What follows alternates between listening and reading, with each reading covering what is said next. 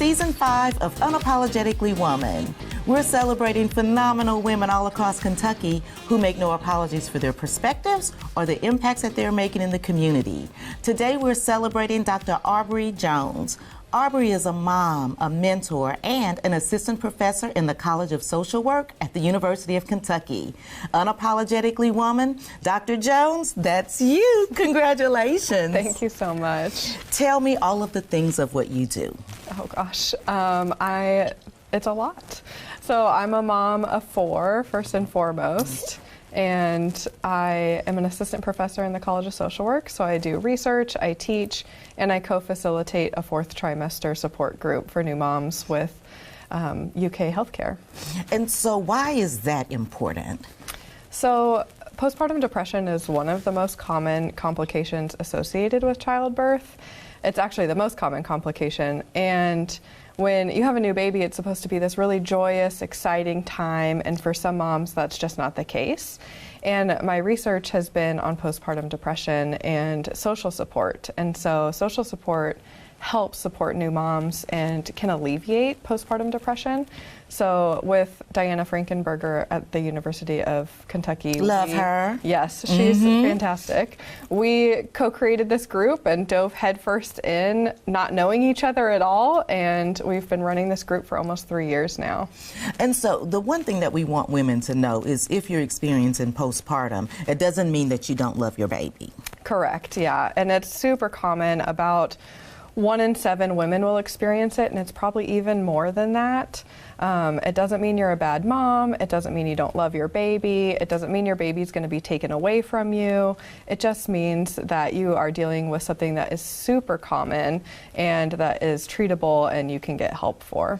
Because when you think about all of the changes that your body, you have 4 children, I have 4 children, and so your body does things and it never really goes back to the way it was. You know, there's a lot happening. Yes, absolutely. There's hormone changes, there's changes to your body which might impact your self-esteem, there's relationship changes between you and your partner and your friends and your family, and even with yourself, you're becoming a new person. Oh, absolutely. And so I always think that your passion is kind of defined by an experience that you've had in the past.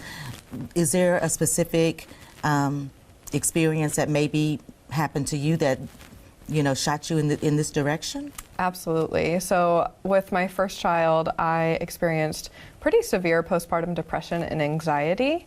And I am a social worker by training. I have plenty of mental health experience, and I could not recognize postpartum depression or anxiety in myself. And it just got me thinking, if I can't do this with a lot of with a lot of mental health training, what about people who don't have as much mental health training?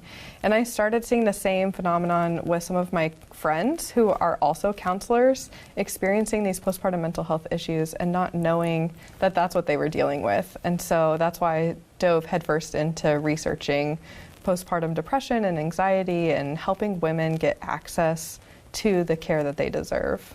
And so where would someone start? Would you start with your OB, you know, if you notice something different? Yeah, there's plenty of places that you can start. So usually at your 6-week follow-up visit, you can talk to your OB about that. They should be screening you for postpartum depression. But sometimes your depression symptoms look a lot like having a newborn baby. The screener will say things like, has your sleep changed? Well, of course your sleep has changed. You have a brand new baby, right? And so it's really thinking about, is it not so much that your baby's waking you up, and it's more that maybe you can't sleep because you're watching the baby breathe. These things that are a little outside of the norm. So your OB is a great place to start. But if you're past that 6-week period, it's also important to know that postpartum depression can develop at any point in the first 12 months of having a baby, and it really peaks in that 3 to 4 month range. So your pediatrician might be a great source of support. They are very used to seeing this with moms and dads as well. Dads can also experience postpartum depression. Oh, really? Yeah, so it's not... What's that like? It can be really similar Well, I guess this to whole new world's moms. changing too. Right. It's really similar in that they might experience some sleep changes. They might experience the same types of anxiety or changes in appetite, maybe withdrawing from relationships. Being sleep deprived can really mess with our brains and everything. And so just for new parents, it's important to notice these changes in yourself, in your partner, and seek out support if you can. Like I said, we've got the 4th trimester support group, but your pediatrician, your OB, there's also mental health therapists in town, or even your primary care provider can help you. So how do people find out about the 4th trimester support group? We market it through the University of Kentucky healthcare system, but it's open to anybody in Lexington, really even elsewhere. We've had folks join us from New York, we've had folks from Texas, we even had someone in another country join us recently, which was a neat experience. She had twins and found out about our group from a friend of hers that joins every week. And you can sign up. There's a flyer. You email Diana, and she can get you on this listserv. And we do it every Thursday from 10 to 11 via Zoom. And you can come when you can or when you can't, and that's okay. We're there for you. You'll get emails from us, and we like to check in on people. And you can also be removed from the list if you don't want all the emails too. Well, and it's a judgment-free zone. Absolutely, it is a judgment-free zone. And I think the most special thing is the other moms that are in the group. When we created the group, we thought it would just be maybe like freshly new parents joining us with newborns to maybe 3 months. And what we found is that we have moms with 2-year-olds that were our very first participants still showing up. And it's been so fun to watch their growth and development as moms and see them support the other new moms. So I think it's just created this beautiful community of really supportive parents. Because I have a friend that was in the group, and she did not want to leave the group even after it was time to leave the group. Yes, and we have had that experience, and so we welcome everyone to keep coming. And we do some meetups sometimes, and I know some of the moms meet outside of the group and have come to birthday parties and have just become friends outside of group, which is really special to hear about. Well, and I think it's great to be able to have that connection with someone else that's going through, what you're going through and dealing with some of the same things and things that you may be afraid to articulate. You guys may be able to talk about together, to see if you need to do something different there. Absolutely. We talk about everything and anything. Nothing's off the table. We talk about relationship changes. We talk about why is my baby not sleeping and they're 8 months old, to food and why am I not sleeping and they're 8 months old? Or why is my mother-in-law driving me absolutely nuts right now, and just navigating these changes that are occurring in our lives.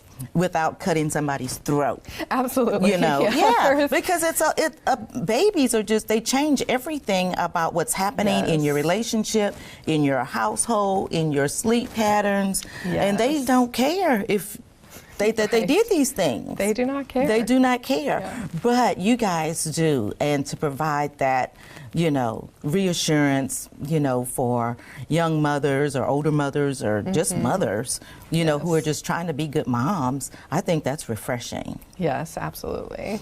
So when you're not doing all of this, what do you do for fun? I asked my husband this question. What do I do for fun? Excuse me. What do I do for fun outside of our family and children? And he laughed and was like, well, I don't know. But we sort of came up with something. I really enjoy, I try to garden. It doesn't always go well. This last summer I did actually grow some watermelons, and my oldest child smashed them all over our backyard. Did you take pictures of that? I did not. I didn't even go out and look at it. I was just like, okay, that it is happened. what it is. That happened. I could see how that would be a fun thing to do. So my gardening experiment was ruined, but we'll go back at it. You're going to try it again. Yes. And I really like to make my kids' birthday cakes. I find it really therapeutic. And they never turn out great looking or very professional, but my kids seem to really enjoy it, and they have a really fun time giving me challenges each year. So this year, my 3-year-old going on 4-year-old would like to have a Taylor Swift themed birthday party. Okay, how are you going to do that? So my mom used to bake cakes for my birthdays as well, and she sent me all of her old cake molds, and one of them is this dress mold, and you take a Barbie doll and you stick the Barbie doll in there, and it makes this really beautiful dress. And so I'm going to try to, I don't know, decorate it with You're going to do your frosting, best. yes, and make it my best, but we'll see. And I did a Candyland cake one year. That was probably the most fun to do. That sounds like it was fun. Yeah. Is that a Christmas birthday or December birthday? Or It is a June birthday. a June birthday? Candyland. Yeah, he was really creative that year. He was turning 4 and said he wanted Candyland, so So is that's that what like he a got. tradition in your family? Each kid gets, when it's their birthday, they get to decide what kind of cake they want and get to help make it? Yes, yeah. So we've done unicorns, we've done narwhals. Last year, my 6-year-old was really into squids, and so I tried to do a squid cake.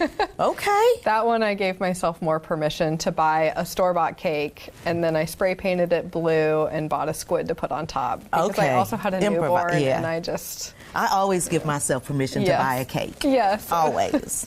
It was something the moms actually helped to give me permission for. They were like, you have a new baby, do the least that you can possibly do. Absolutely. Yeah. Now, your mom had these molds. Was she a baker?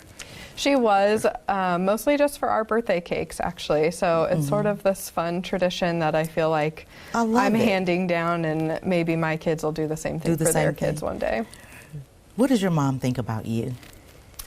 Oh, that's a good question. Because you know you're still 10 years old in her mind, right? Absolutely, yeah. She sent me some baby pictures of me the other day, and was just like, I was just reflecting on when you were a baby, and you know, she tells me how proud she is of me all the time, and she was a single mom, and so I think that's something that I've always admired, is how much she did as a mother and how much she supported me in my endeavors. Even when her own cup was running empty, she never gave up, and so that's something I've taken into my motherhood journey as well. I have a feeling that you're going to pass down a lot of beautiful things from your mom.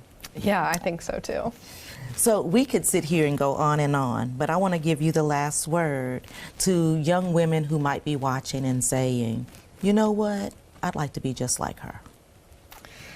What kind of advice would you give them? That's a great question. I think that if I could give the most important advice that I've learned now into my 30s is surround yourself with a really supportive group of women. Again, the group of women from the 4th trimester group have constantly reminded me of how important it is to have a village and just other women on your team. And so if you can find 1 or 2 women who support you, whether that be your mom, your sister, strangers that you meet through a 4th trimester group, you're so lucky in this world to have that, and to just lean on them and rely on them, and also be a great supportive person for other people in your life, and you can accomplish anything. That sounds great. Thank you so much. Thank you so much.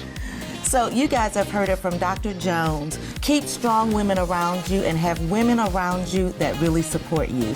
Continue to watch as we celebrate other phenomenal women in Kentucky that are making strides. We'll talk to you soon.